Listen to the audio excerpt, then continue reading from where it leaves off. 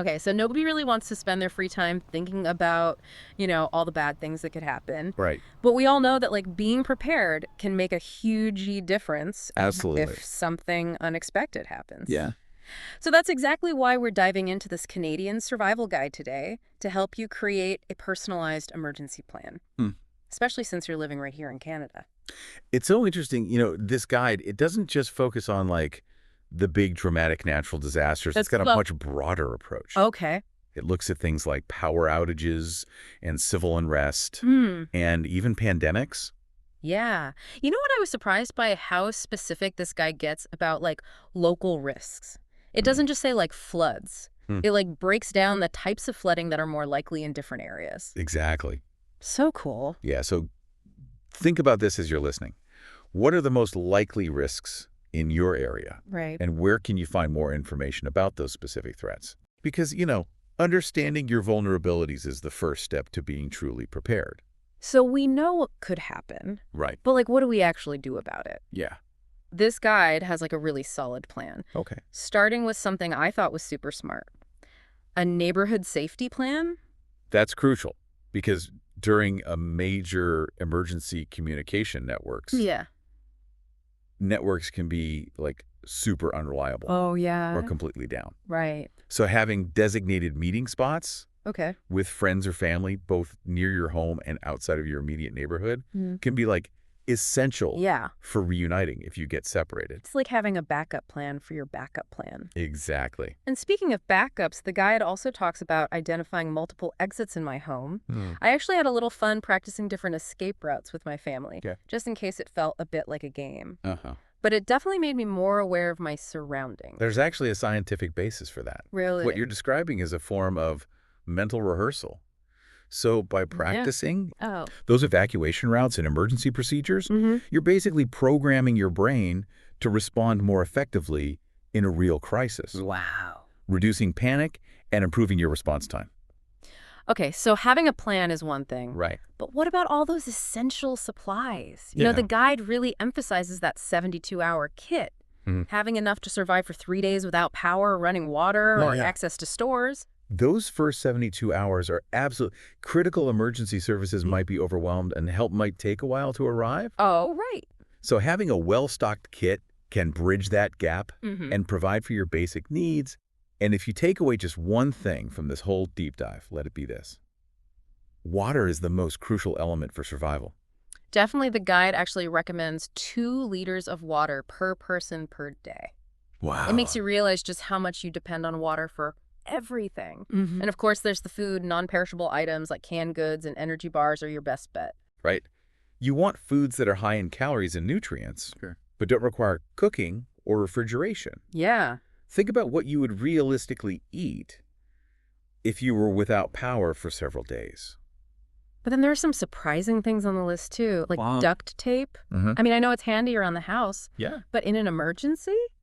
Duct tape is incredibly versatile. It can be used for repairs, Oh, wow. sealing gaps, Okay. even creating temporary bandages in a pinch. It's a classic example of an item with multiple uses in an emergency. And a whistle for signaling for help. Right?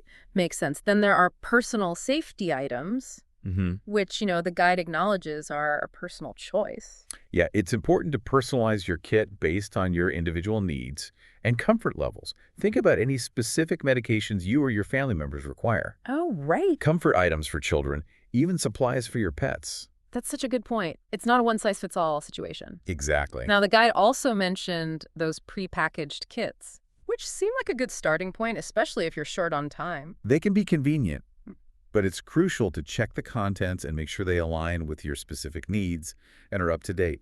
Hmm. You might need to supplement them with additional items. Speaking of additional resources, this guide has a huge section on local emergency contacts. Hmm. Everything from police and fire departments to organizations like the Canadian Red Cross and St. John Ambulance. Yeah, familiarize yourself with those resources now, not in the middle of an emergency. Okay. Having those contact numbers handy can save precious time and prevent panic when you need it most. And the guide even breaks it down by province and territory. Right. which is super helpful. I mean, who can remember all those numbers off the top of their head? It's all about having that information easily accessible when you need it. Now, I know we've thrown a lot of information your way in this first part, but don't feel overwhelmed. Yeah, even small steps towards preparedness can make a big difference. Exactly. And remember, we're here to help you break it down and make it manageable. Stay tuned for part 2 of our deep dive, where we'll explore more of the guide's recommendations and discuss some specific emergency scenarios. Welcome back to our deep dive into Canadian emergency preparedness. You know, we've covered a lot of ground already, We have, but there's so much more to explore in this guide. right? One thing that stood out to me was the section on vehicle preparedness. Yeah, it's easy to focus on prepping our homes, but what happens if you need to evacuate quickly? Right. Having a well-stocked vehicle kit can be a lifesaver. It made me think about, those folks who live in areas prone to wildfires. Right.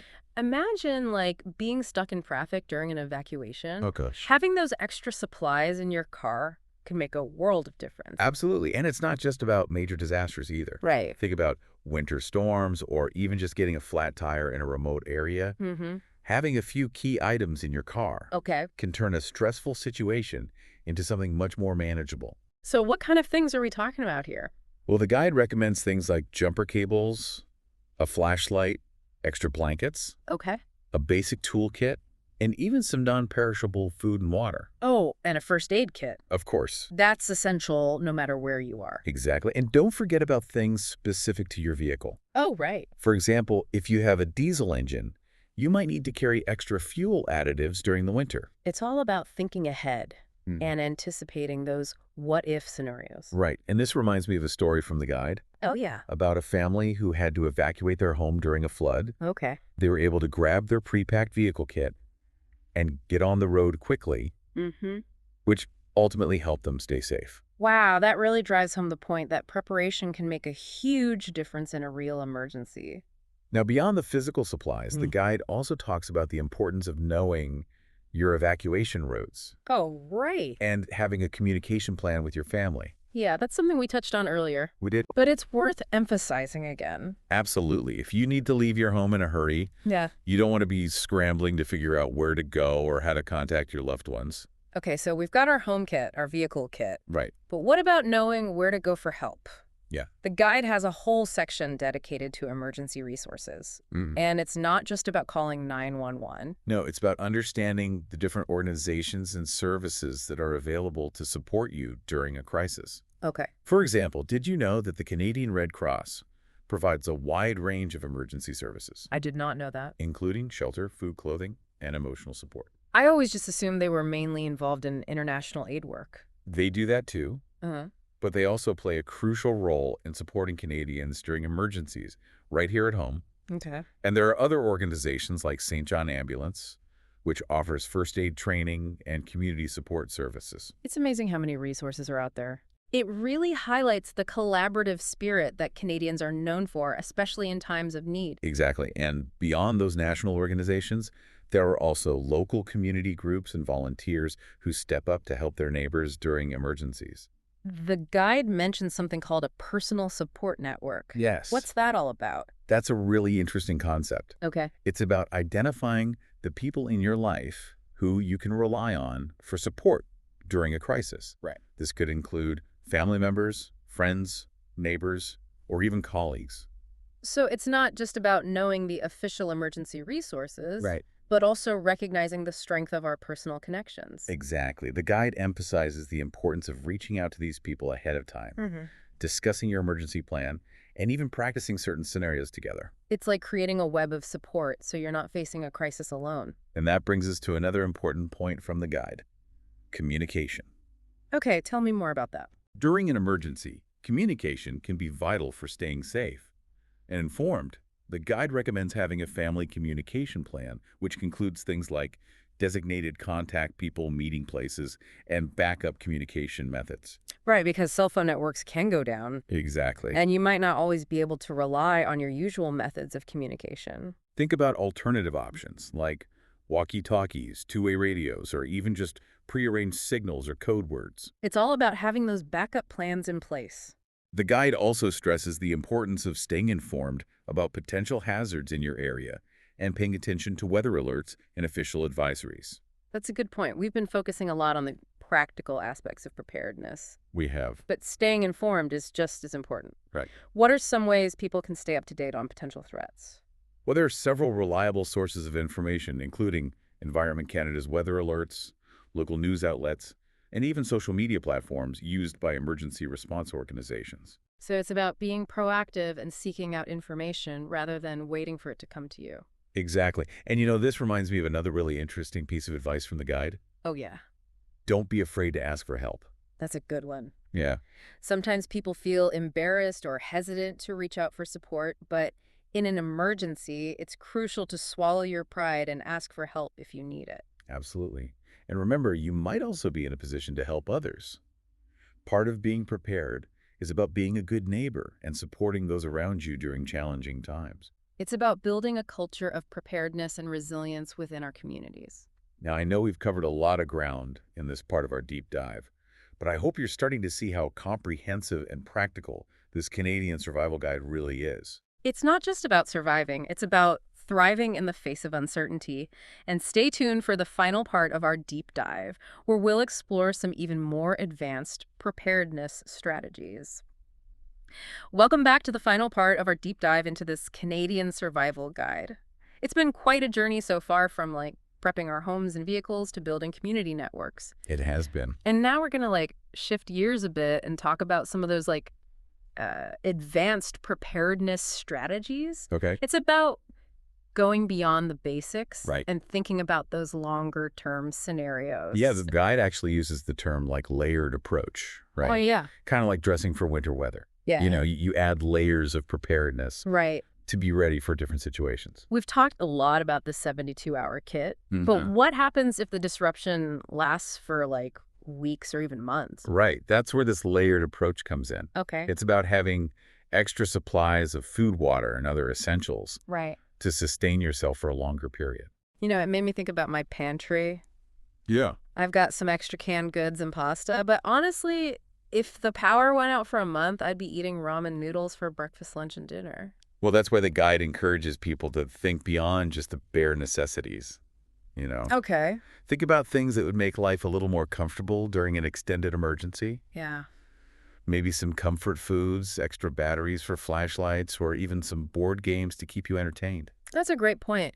It's not just about physical survival, it's also about maintaining a sense of normalcy and well-being during a difficult time. Exactly. And, it's not just about the supplies themselves. Okay. It's also about having those essential skills. Mm. The guide talks a lot about learning basic first aid and CPR, for example. I've always meant to take a first aid course. It just Yeah. seems like one of those things that's good to know, Yeah.